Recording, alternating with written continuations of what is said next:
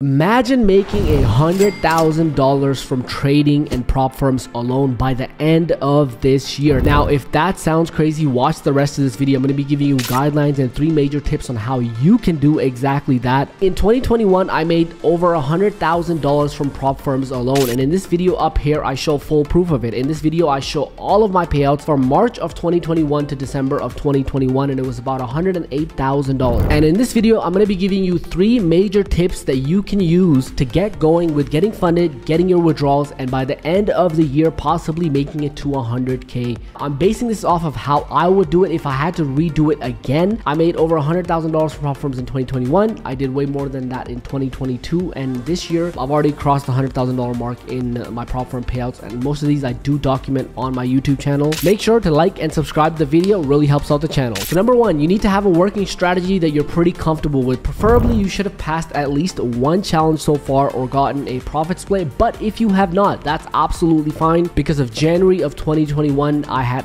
no funding at all, and by July of 2021 I had $700,000 in funding. I had gotten about $45,000 in profit splits and an interview with FTMO, so a lot can change really quickly. One other thing that I would say that's part of this first tip is being part of an active community, like a community that's really good. There's good traders in there that trade the way that you do, and there's people in there that can uplift you when you're down. Just being an active member of a good community. We have a really good community at Trading LP, but there are many other communities I know of that are just as good, you know, where you can go, you can be an active member, you can share your trade ideas, you can get feedback. In 2021, I was just doing trading alone. I didn't have any friends. I didn't know anybody else that traded. I slowly started to meet people online, started to talk to them, and started joining communities, and 1 or 2 communities really made a big difference for me because I saw how other people traded, and it was just something about talking to other people that are in the same boat as you. I really think that pushed me to another level when I was trying to get my funding up, get more payouts, things like that. You need to have a working strategy, and you should be part of a good trading community. Number 2,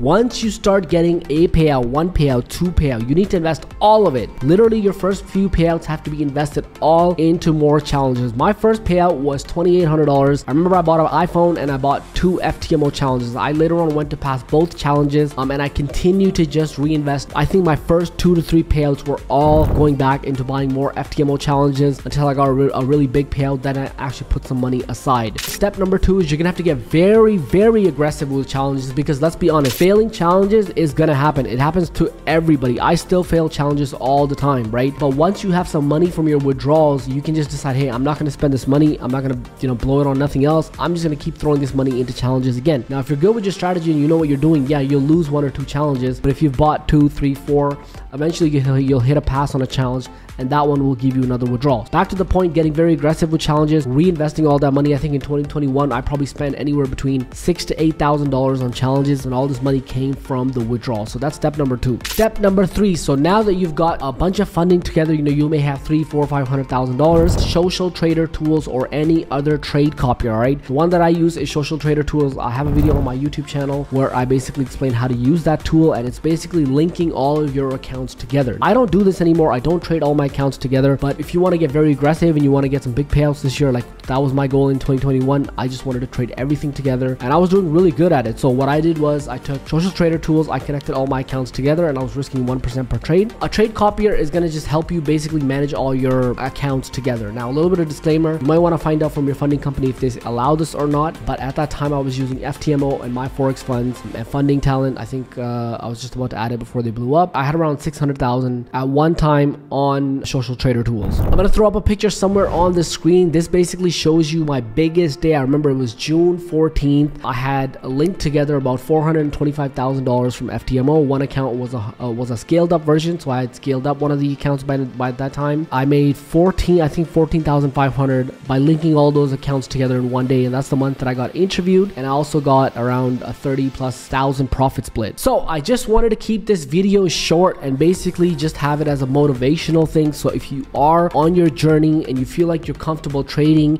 you have a good strategy, is it doable? 100% it's doable. I did it in 2021. I documented all of it on YouTube. It's all there. In 2022, I think I did about $160,000 in prop firm payouts. A lot of them are on YouTube, and by the end of this year, I'm hoping to get to $250,000 in prop firm payouts, and I'm going to be doing a video at the end of the year. If you guys enjoyed this video, please hit the like button and subscribe to the channel.